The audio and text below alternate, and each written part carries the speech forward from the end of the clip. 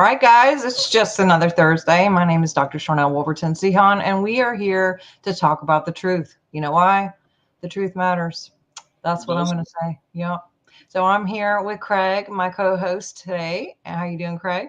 I'm very good, thank you. Again, yet another great guest. Excited. I know. This is going to be a good one. Oh, before we get started, I just want to say happy June. It's summer. Yay. We will... Yes, we will be announcing our membership meeting in the next week or so. We're working on it, and just want to let you know, thank you for all of you who are members. That helps us keep going. We appreciate you so much. If you're not a member, the link is in the description. You can just join us at any time. We have monthly meetings. We have giveaways. We have lots of fun. I love the personal interaction because it's an actual Zoom instead of like just our little faces up here. We get to talk and get to know you guys and what have you. So also just want to remind people, hit the like, go to swiftfire.org, get on the newsletter, new website, drsharnael.com. You can get on the newsletter, make sure that things are in order for you to know what's going on in these next coming weeks and or even previous weeks of shows that we've done. There's lots of resources there, classes, books, all kinds of things. We are actually in the middle of a 21-day abundance experience, and that has been really fun. We had our first one last night. It is not too late to join. You can still join us, and we're doing daily things for 21 days regarding the subject of abundance. So if that's something you're interested in, just go ahead and click the link that's in the description. So today we have Suzanne Spooner with us. Let me bring her on. She is just fresh back from Egypt. Let's see. Oh, there she is. Yay. How's it going? Going quite well. Thank you very much. Awesome. Well, we want to hear all about your trip, and we also want to hear about your work. Can you give us a little background on what you do and how you even got to that place of working in the position that you're working in service? And then we'll talk a little bit about your trip and the pyramids and all of that kind of stuff. Oh, that sounds great. Okay. Well, okay. Rapid fire. Here we go. So I guess I really jumped into this with 2 feet back in 2008 or 9. I had something happen to me, and I began understanding how to channel. I use this with a pendulum and a chart. It all occurred one morning while I was sitting in my kitchen. That became a teachable method of channeling called the Art of Universal Knowing, or TAUK, the acronym TAUK. From that, Dolores Cannon came into my purview and just rocked my world. And like everybody at the time, I wanted a session with her. So I called her office and I got on this really long list. And then I realized that she taught her form of hypnosis. And I had never even thought about learning it, but it just something resonated with me that I had to do this, and signed up and went to her very next class and just hit the ground running with this amazing process. Because what her process demonstrated to me was in some ways similar to my process of TAUK, in that it was showing that all answers lie within us. And for me, that just seems like a very empowering experience to give to others. I love psychics and people that can tap in, intuitives. I use them. I've got friends that are amazing with those gifts. But we all have the knowledge and the ability to find our answers and our healing within us. And so that's what really resonated with me and with Dolores' process of quantum healing hypnosis technique. So in 2012, that's when I learned, and through some time, actually kind of quickly, I started assisting Dolores in class for the last 2 years of her physical life, which was awesome because I'm just like this perennial student, and it allowed me to sit in the back of the classroom and just keep hearing what she was saying over and over again so that I could really understand it. And it afforded me some really beautiful private time with her to, crack her brain. And she was so generous in sharing knowledge. And once she transitioned, then I assisted her daughter, Julia, all around the world teaching QHHT. I'm the global director for the QHHT Forum of Practitioners, which is fabulous. It's a great way to continue the learning.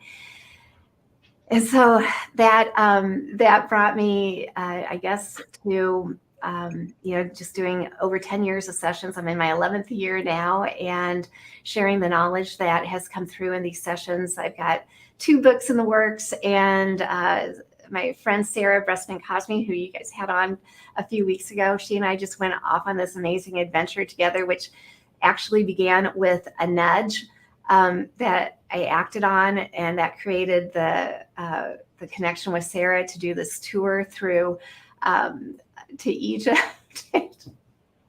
And now we're back, and it went so well that we're actually creating our own company to do more tours. We have 2 that are in the works for May and September of 2024. We've got a workshop in January down in Jupiter, Florida, so you can come to Jupiter with us. So we're not resting on our laurels. We're running to create more experiences. Cool. That's so cool. Yes, Jupiter's cool too. Awesome. I did not know there was somewhere called Jupiter in America. I'm just going to throw that out there. I'm from England, and when you said go to Jupiter, I was like, sorry, what? Yeah. So yeah, come to Jupiter and hang I'm with going to go us. to Jupiter. Okay, awesome. So how does this relate to? So how did it come about with the trip to Egypt this time, and sort of what did you discover there? Okay, so I tend to get, every once in a while, I'll get nudges, and they're for my friends, for other people, not even for me. But it'll come in as a thought, and it'll be kind of like, wow, they really should do that. Or I wonder if they would want to think about this. And I dismiss it because I'm human and I don't think it's anything big. But it keeps coming and it keeps coming. And that's how I know now that, okay, I'm supposed to give this to them. But, so with Sarah, I had this nudge. She's written these amazing books, and she's a fellow level 3 QHHT practitioner like I am. So we're in each other's realm all the time. And so I had this nudge. And so one day I'm in the middle of blow drying my hair, and I'm like, all right, fine, I'll do it. And I said, hey, I've got this little nudge, and you don't have to receive it if you don't want it, but if you want it, let me know, and I've got it. And she right away said, yeah, what is it? And I said, well, I think you should do a tour to Egypt, based off your books. I think this would be a really cool thing for you to do. And then I'm like, whew, I gave it away. I can let it go now and move on. And, put the phone down. I'm finishing blow drying my hair. And her next text comes in, and she says, well, I'll only do it if you'll do it with me. And I said, oh, no, this isn't about me. This is a you nudge. This is a Sarah nudge. And she's like, no, I'm not going to do it unless you do it with me. And I'm like, oh, yeah, let's do it. That's how it started. And we just are. Sorry. Go ahead. So we were just connected, and we had the right connections to make this trip fall into line. And we were kind of like, gosh, I wonder if anybody will want to go with us. It's kind of a funny thing to put out there, and it sold out in one day. So wow, that is cool. What? Oh my gosh. So we're kind of funny. So we just went for it, and we knew from our work that we do that everything is divinely planned, and nothing is happenstance. So we knew that the group that came into this would be really special. We just didn't know how special.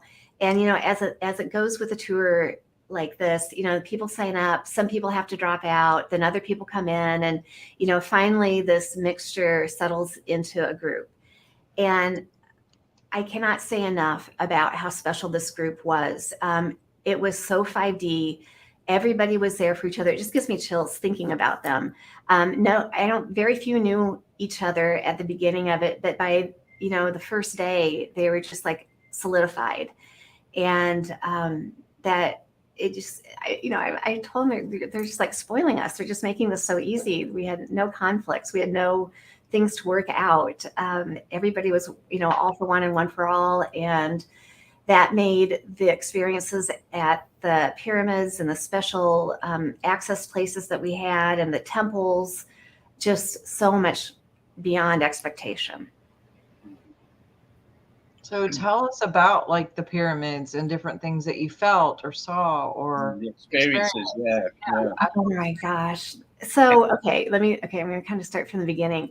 So we started out, once everybody gathered, we were all staying at the Mena House, which is literally walking distance to the Great Pyramid.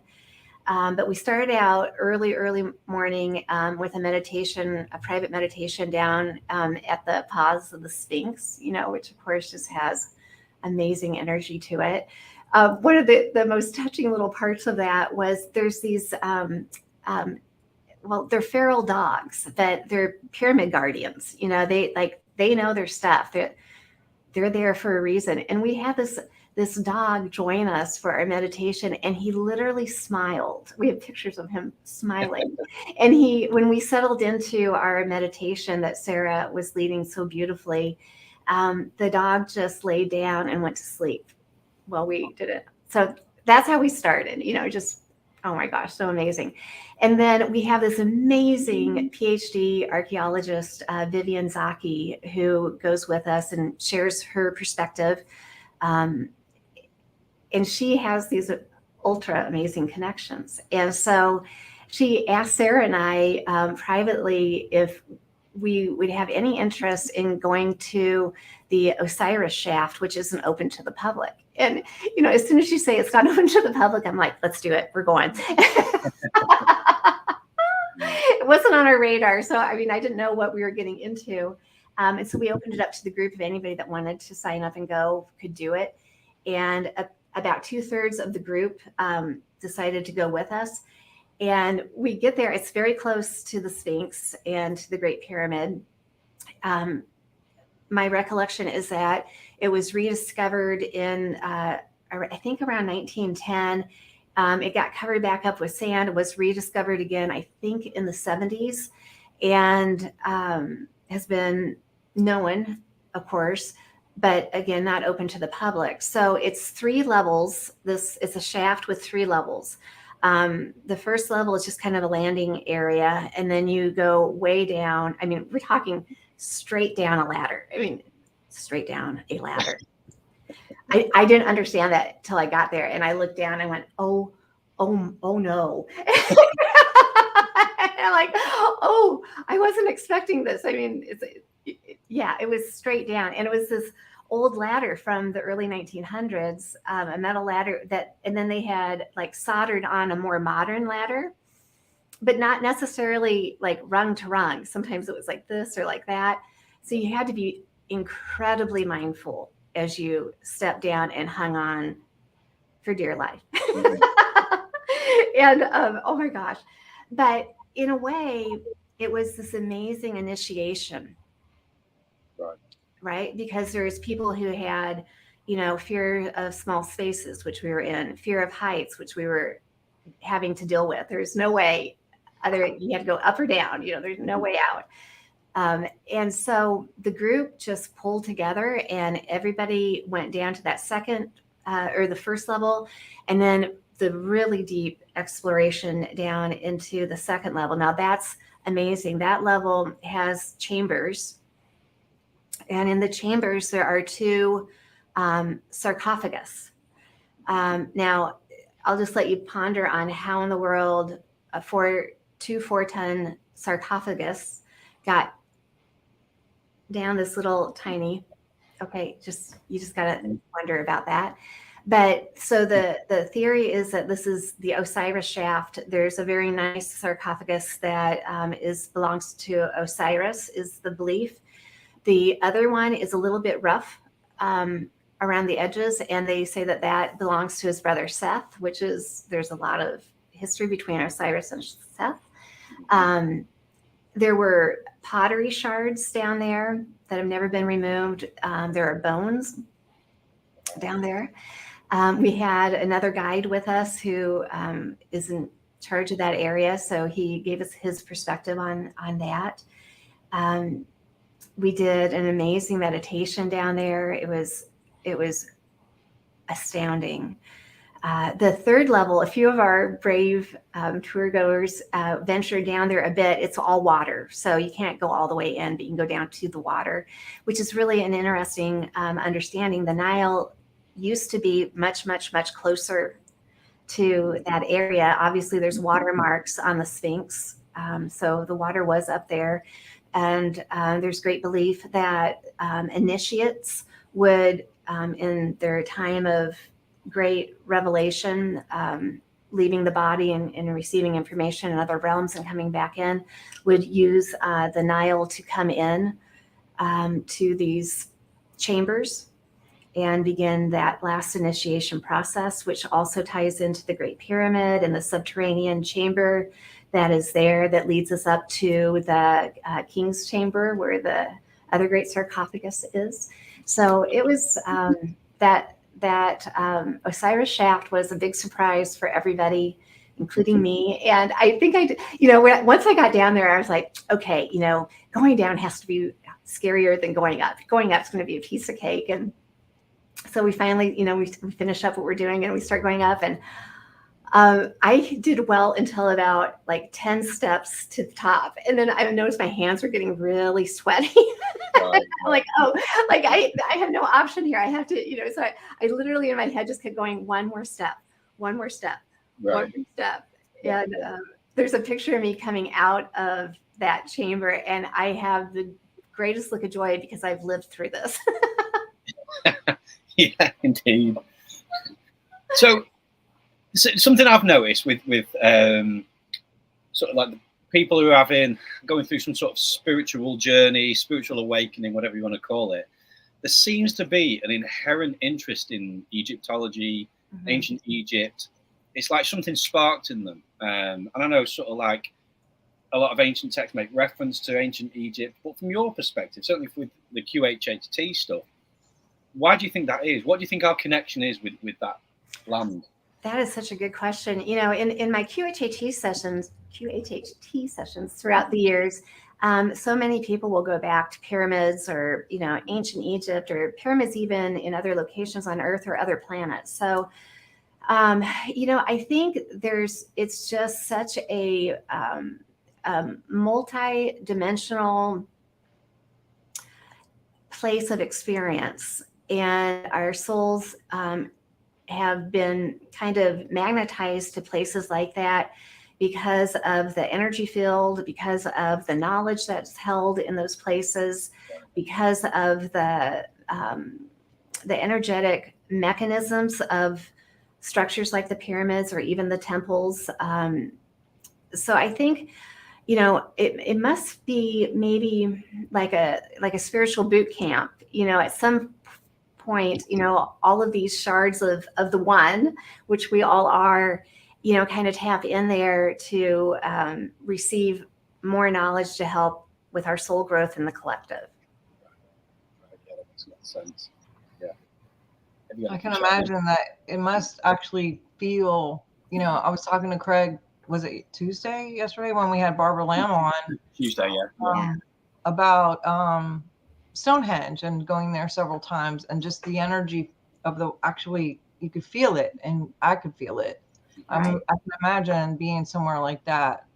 Was everyone like just literally buzzing, or what? This was so much fun. This is so fun to observe. I mean, plus you're experiencing it yourself. But so what we were telling our group that was going is that you need to like settle into each of these locations that we're taking you to, because they're going to feel different from one another, and they're going to affect you in ways that you're not expecting.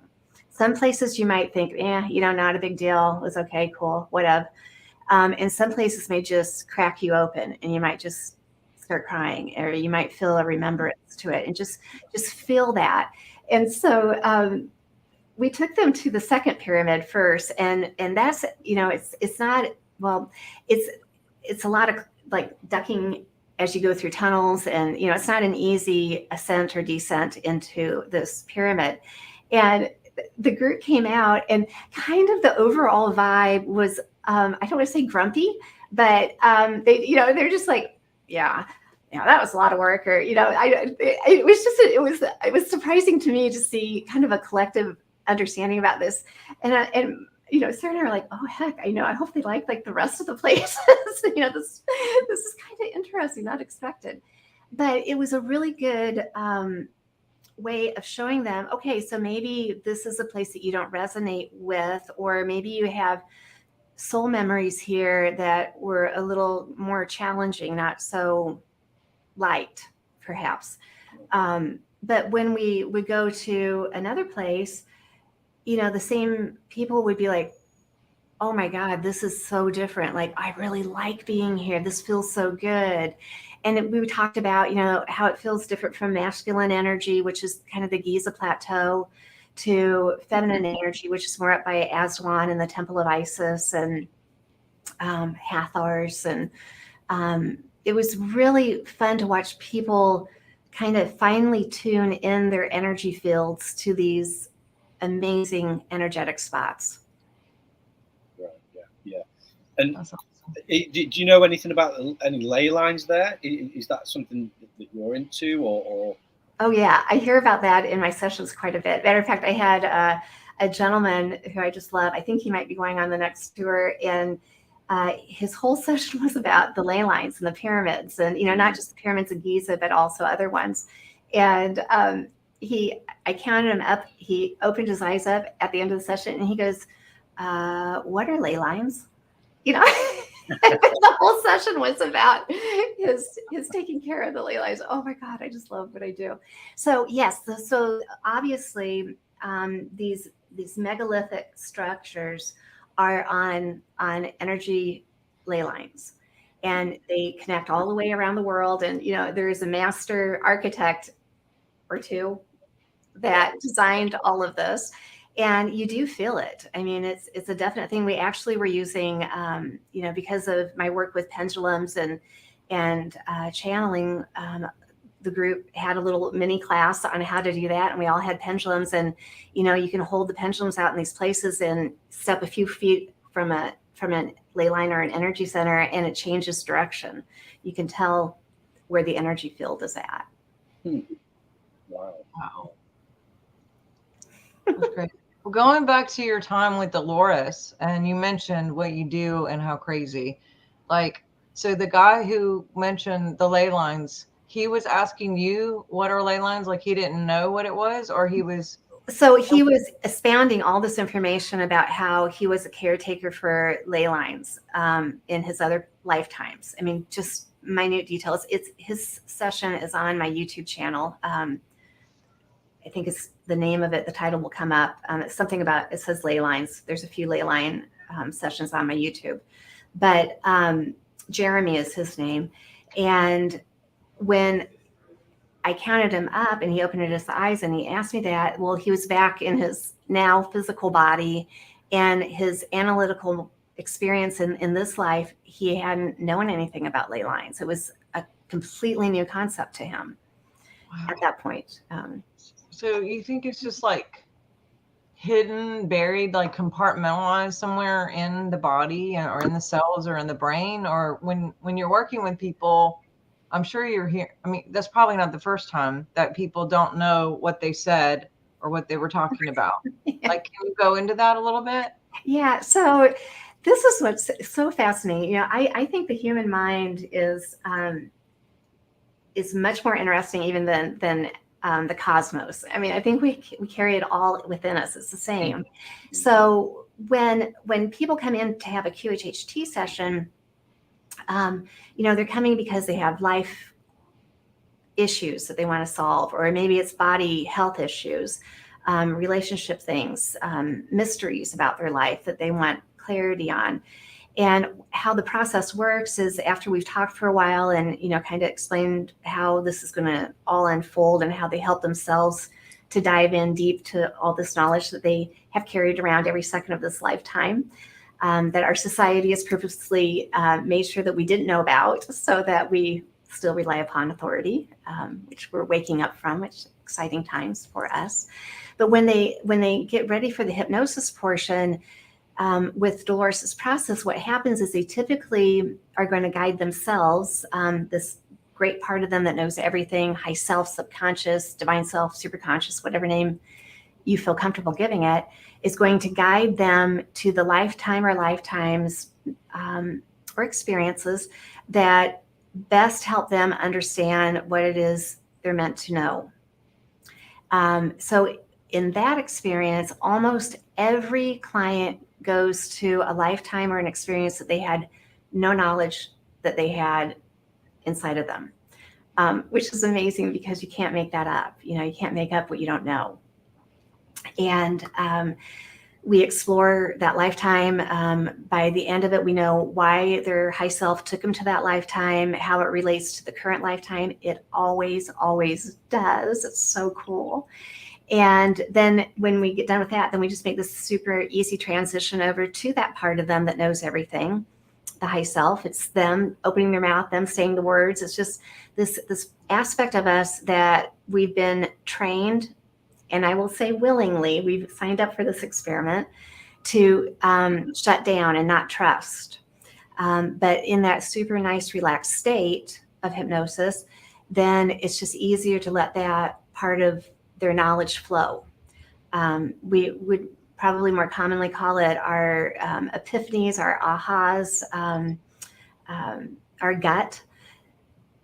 But that's the part of them that I really engage with. And once we get that rolling, then I start asking their list of questions that they came into the session with. And those answers are profound and deep. And again, not usually what that analytical left mind could ever come up with. Matter of fact, a lot of times it's opposite information, what they think it's going to be, which I love. Gives them another perspective, a way of understanding themselves and empowering themselves even better.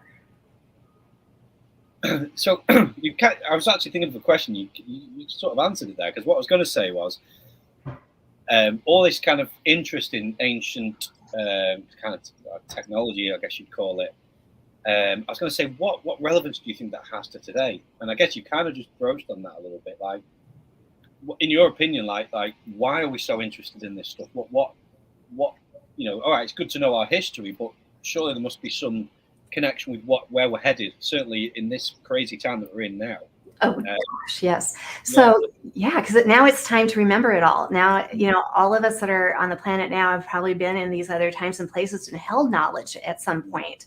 It's kind of like we're the Akashic records in physical form, and now it's time to bring the knowledge back. We're in this huge shift for humanity, and when you can pull yourself up a little bit as an observer, you can see the great gifts that are being afforded to us in this great awakening, and tapping into those other lifetimes and those times of empowerment and the knowledge that we carried, and even the great collective of knowledge. I mean, you don't even have to have a lifetime in Egypt, but you can still tap into the collective information there to help yourself and to help humanity. And this is the time. This is what we are here for.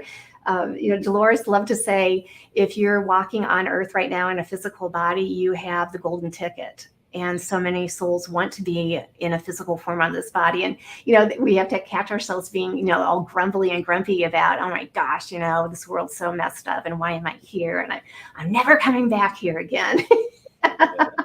But we're here to do the work. And we're here because we're qualified to do the work. And we need to, kind of pull our pants up and, take a deep breath and find our purpose and do it. In your work that sorry, go ahead. No, sorry, I was just agreeing. Go ahead, sorry. I'm curious if there's any like reoccurring themes about the future or even where we're at, like that you've heard over time, or is there anything because of what you witnessed and experienced, in more than 1, 2, 3, 4 different people sessions on like how to prepare yourself or how we could be prepared or what's coming? Yeah. Okay. So what's coming? We're ascending, and we are raising our vibration and frequency to be in a new plane of existence. So some will call it the new earth. Dolores liked to call it that.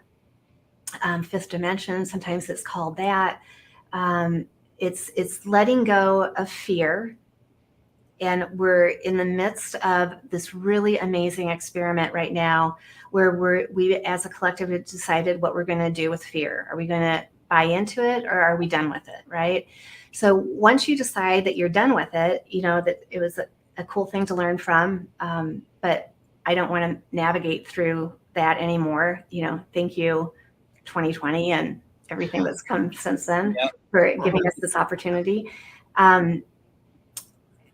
That elevation, here's my theory on it from what I've seen in my clients, what I've experienced myself, what I'm witnessing, observing, is that it's like an overlay. And we'll feel it from time to time, especially if we're open and aware to what's happening now. So a 5D feeling is like what it's like when everything's going really good for you in that moment. Like, man, everything is on all cylinders and you're really happy. Maybe you're outside in nature and the green looks a little bit greener, or the light feels better coming into your body. You're in a sense of gratitude and a place of happiness. I just gave this example out recently where unexpectedly, I was on my way down to my office to give a session, and I stop at a place called Palmer's Deli in Des Moines. And just I go there. It's a cool little place. Grab some food, and I was going to not eat there at that time. I was going to take it down to my office to get ready. And I walked into Palmer's, and I'm like, whoa, wow, it feels good in here today. And I'm kind of just like looking around. Everybody's smiling and everybody's happy. And I'm like, well, cool, nice. And I go up to the sandwich guy, who I love, and he looks at me just so fully and says, how are you today? And I said, I am awesome. How are you? And he goes, never better. And he goes, what can I make for you? And I'm like, oh, I would just love for you to make me a roast beef sandwich. Thank you. And he's like, I am so happy to do that for you. And I'm like, this is so cool. Like, I love this place. And, as I looked around, like the colors were brighter and it just had the nicest feel to it. And I had to get running. So I pay and I go, and I'm just like, wow, I don't know what Palmer's did, but I want more of that. That felt really good. And so the next day I'm going down to my office. I usually don't go there 2 days in a row, but like, I want more of that, so I'm going to go back down and get a salad. And I walk in and it's like, it's like back to normal, everything. it was exactly what you mean. Completely different. Right. So I think that's it. I think, that was to me an example of, this is what it feels like to be, in this higher frequency and energy field. And I think if we ponder on that a little bit, all of us have had those moments where, oh man, I wish like that was great. I wish it would stay like that. And I think the more we're aware of it, the more we create it, because we're all creating this at the time and speed that our soul's ready for it. Sometimes in sessions they'll talk about like a, instantaneous flash and, everything's 5D and everything's great. And hey, I'm on the train. If that's how it goes, all the best. I tend to think it's more of an individual process. And we all come at our own soul speed to that that determination. Right. Yeah. I think my observation is with myself and sort of just looking around really is that a lot of people with what's going on, particularly the activation that's happened over the past few years, because that's what's happened. There's been an activation. We've had to make conscious decisions, like you just said. Am I going to go with fear with the old world, or am I going to choose courage and light and life in the new world, the new earth? And I think by an activation, I mean like we are being activated by this choice, one way or another. And what I'm finding is some people, like you just said, some people it's bringing up issues, it's bringing up things that need healing. And it's like we're on a crash course. It's like for some people it's quite overwhelming. Like everything's just gone kaboom, and I don't see this as a negative thing in the slightest. It's like bringing all these things up to get it healed, to get it washed away, because we're all headed in this direction. Some might be, and everyone's going at their speed, like you said. There's no competition here, is there? Right. But I just think, like, what do you think about, like, people that are going through stuff right now? Because there are a lot of people going through some stuff right now. And just to get to that place that you've just described, what advice would you give as a kind of a practitioner or a therapist or whatever? Yeah. Oh gosh, that's such a good question. And it's actually really relevant to that trip to Egypt, because we had a few people get kind of sick on it. A lot of the cough stuff going on, and it was so interesting because number one, you don't want anybody to not feel well while they're on this amazing magical adventure, right? So that's a bummer. But on a deeper understanding, because of the work that Sarah and I do through Dolores, we understand that symptoms are messages. And if you can understand the literal language of the body and decode the message and take action to it, then the symptom leaves, because that's all it is. It's a message giver. It's a different way of looking at our bodies and illness and injury and accidents, even from what the medical field talks about. But I'm going to tell you, it's so accurate. So, for those on the trip, as an example, that had the cough and upper respiratory issues going on, well, this is our communication center. And in sessions, a lot of times when stuff is going on here, the high selves will talk about, well, they shove down what they really think about things. They've been told that their opinion isn't valuable. They're from the generation of be seen and not heard. They're told that they don't have anything important to offer, so they keep it all to themselves. But what happens over time is that creates issues within the throat, the jaw, the mouth. It's amazing to witness. And so here we are in ancient Egypt, in all of these places where, perhaps lifetimes had been cut short, or they weren't valued for perhaps the gifts that they carried, or even in this life. And it starts coming up, so in a quiet and very loving place, Sarah and I were like going, yay, you're working through your stuff. This is going to be okay, one beautiful lady really got taken down for several days. And, but she came to the next meal where she was feeling better finally. And she's like, I'm back. And man, she was back better than ever before. And she was amazing before, and she was extra amazing after. And it's just working through our stuff. So if you kind of put that theory to what is the symptom trying to tell me, and figuring that out and understanding it and changing direction a little bit from why it got you there in the first place, then you heal yourself. It's not hard. Yeah, we call them signals, or of course, symptoms. And for sure, it's interesting, even, seems like sometimes it can get worse before it gets better, but when those things do come up and you have that clearing, it gives you that backup where you're like even better, when it has cleared out and passed. So that's interesting. I didn't even know you guys talked about like the physical aspects of like health in the sessions as well, but that makes sense, being over there. I'm sure everybody came back completely different. I mean, how can you not be changed forever? How can you not? Yeah. Just being with that imprint of those buildings and the energy there and the ground they carry as well. Yeah. Right. Just all of the energy of you guys and all the people who are there. And, we've had different people on who talk about the vibration of the planet in different places. I think it's called EBI. What is it? Environmental, vibrational something, when we had Jen on. And I would always say, like, well, how come I feel better in this place? Like you were talking about the grocery store or whatever. And, but other places I may not feel, different, or, as happy or whatever. Is it me? Is it the place? Is it the location? And I think it's a bit of all of it, because like you said, you even went to the same place and one day you felt this and the next day you're like, it's back. It's normal again, Yeah. But I had an experience like that this last weekend where it was kind of, if you want to call it 5D, where it was just like everyone is smiling. Notice everyone's smiling and everyone's happy. And I was with my parents and I was just in the moment. And it was just, I'm not, work or having to worry about sick people or worry about, all the things that have been going on or whatever. And it was just like, it wasn't the place, it wasn't the activity, it was me.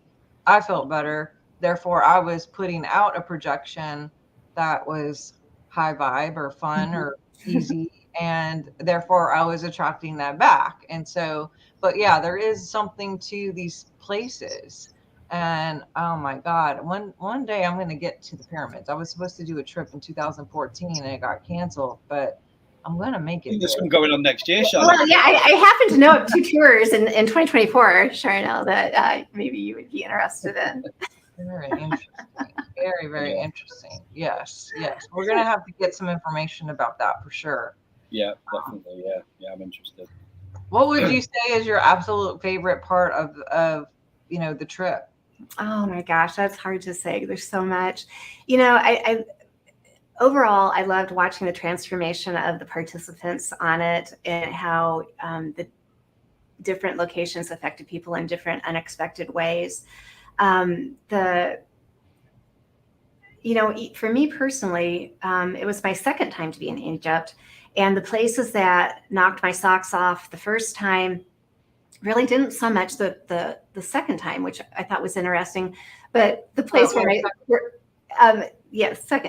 is Okay. what knocked my socks off this time was a place that we didn't go to the last time, and I had a very profound experience there. So I think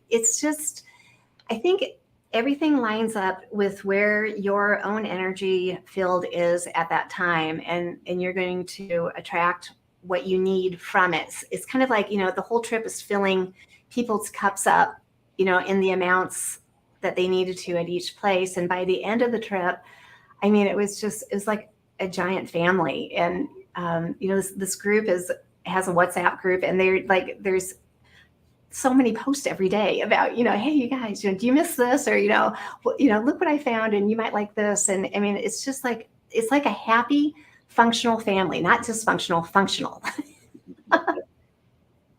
And I think that's how being with a group of people that are fairly like-minded to begin with, but so unified throughout, and especially at the end, it raises all of us. And like you said, when you're around people or you're in a space that's bringing you up like that, you're putting out that energy, and that energy has to affect and activate the places where you're at. If it's with your parents or if it's at the Great Pyramid or, wherever that happens to be. So activation was a huge part of that trip. And it's, when I came back, it took me a few days to get my body back into this time and space. And I was talking to a good friend of mine. I really unplugged over there. Like, I don't even really want to plug back in anymore. But my friend, who usually doesn't talk about current events, was with me on the phone, and she was going through all these lists of 3D things that are going on the planet right now. And I was like, blah, blah, blah, like, I can't talk about it. I can't go there with you anymore. And I'm like, what happened? Where are you there? And I'm like, not being judgy, she needs something from that information, which is fine. But you're not the same person afterwards in the most awesome of ways. Right. And I think when you put your intention into these things, and certainly your effort and your finances and everything that goes into these kind of trips, and even just like conferences and things like that, just gathering together, there's a, dare I say the words, a reward there, that like you say, you put what you put in, you get out of it, if that makes sense. And I've had this, I completely understand that, because I remember when I've been to conferences and things like that in the past, you come back like you're floating, like that was amazing. And I used to hate the crash afterwards. I always felt like there was a crash, like back to normality. Right. And I've been on a mission to like stay in that high place, without the need for going to conferences to get there, just living it in normal everyday life. Yes. Living, happy and, it brings a lot of crap up. I will say that in my own experience. But you know, when you invest kind of in these things, I do think that there is a kind of a universal reward, if you want to word it like that. So, like, do you have any plans for any other trips, or you know, what's your immediate plans with are you carrying on with your work? I mean, how do you plan to stay in that in this vibration? Well, I get to stay in this vibration pretty easily because I give sessions every week, and you know, I love helping people find their answers and their healing. So that you know, if that's all I did, I'm golden. I'm great. But coming up in, gosh, when is it? October, there's a QHHT practitioners reunion, which is actually open to the public. You don't have to even be a practitioner to join, in Ibiza, Spain. So a beautiful location. So we'll be heading there and doing a lot of great work there together. Sarah will be there too. So that's October. January, Sarah and I will be doing a workshop in Jupiter. We've mentioned that. And then the 2 trips to Egypt in 2024. Those will probably be, I don't know.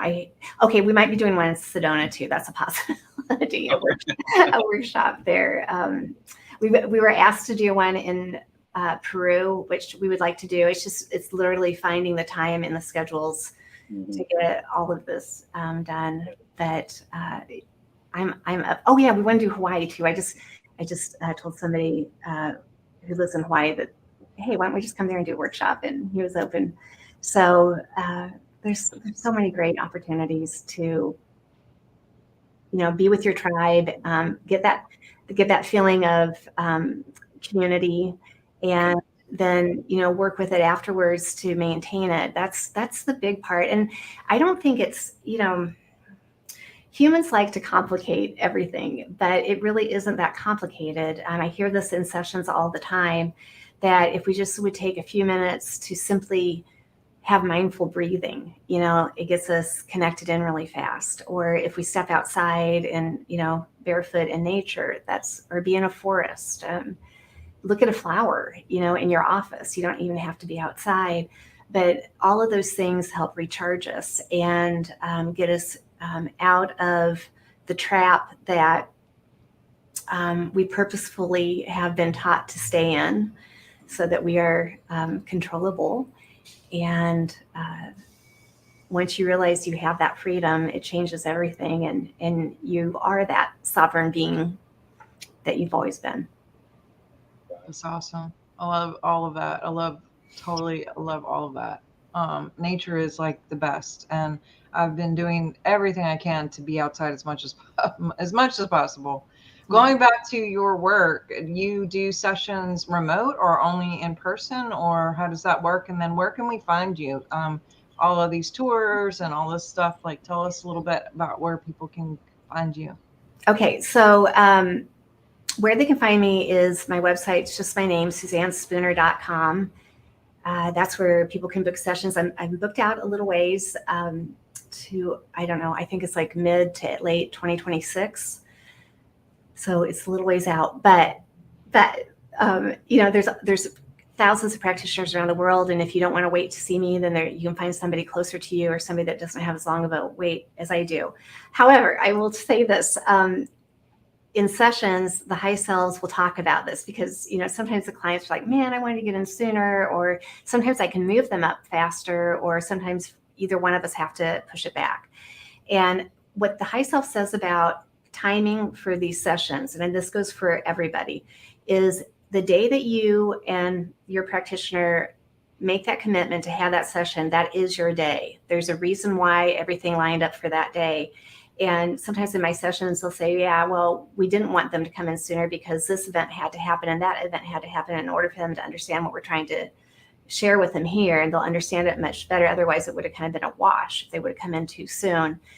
So anyways, that's the appointment situation. On the website is also, you can take the class to learn how to use the art of universal knowing, or talk, so you can channel and get your own messages anytime you want to. I make it ridiculously affordable for anybody. I think it's like $22, and it's the whole course there. There's a free guided meditation to help you get connected into your high self, so you can ask your own questions, receive your own healing. It's called the Universal Mind Project, that I created several years ago. So that's there. For Sarah and I, for the workshops and the tours, we're actually putting together a new website, and that's where people will book for these tours. So we're, as that website's getting built, we're hoping it'll be up within about 4 weeks from now. And then we'll announce those tours for folks to sign up on. Between then and now, they can go to our Facebook group. It's Ancient Lifetimes with Suzanne and Sarah. And you'll find it right there. It's on my homepage, just a few posts down, probably above yours. And we really recommend people going there or signing up for either one of our newsletters on our personal websites, because that will get a blast too when everything's up and going. And I mean, part of me is just like, I can't believe these reservations go so fast, but you kind of have to be watching. And I think we have some fun friends that want to go. We're not going to say who it is yet on both tours. Some surprise people that I think everybody will know. It just makes it that much more fun. So there'll be fun tours. Gosh. Oh, you're muted. You muted, Sharnael. Oh, I'm sitting here thinking, were you trying to say something? I was like, yes. Well, we do appreciate you being with us today. Oh my gosh, so much information. And I do encourage everybody who's watching and all these great comments, go check out her information, go see what she's up to. I'm excited when your books start to come out, or when some of these events are happening. Maybe we can have you back again and talk a bit more about it and promote whatever you're doing, and just kind of retouch base again. But thank you so much for being here. Thank you. Craig, any final words, or how can we find you? I'm just amazed that it's gone so quickly, because I wanted to ask a little bit on Atlantis and stuff like that, but we had Sarah on talking about Atlantis, so if people want to check that out, we did that with her. But I'm fascinated with the link between Atlantis and Egypt and Enoch and all these kind of ancient things that are going on.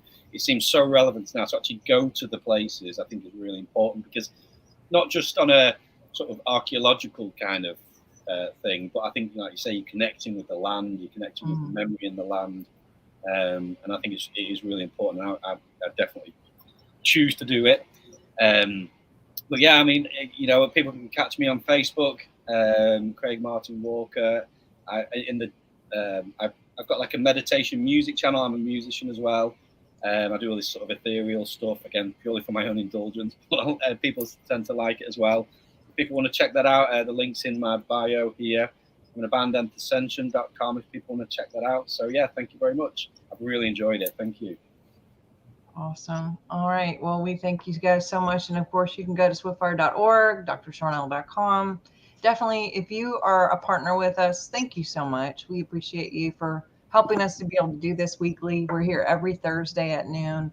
And our members, we do a monthly meeting. That's just a private group where, just like she was talking about community, we love getting together and hanging out with you guys and getting to know you better and doing Q&A and just kind of like having a little private time where we can talk to each other and kind of build relationship. And so if you're interested in doing that, definitely click the link here and you can find out about that. You can go to Swiftfire too for you can book sessions. I do soul audits, biofeedback. I have books, all kinds of fun things, free stuff.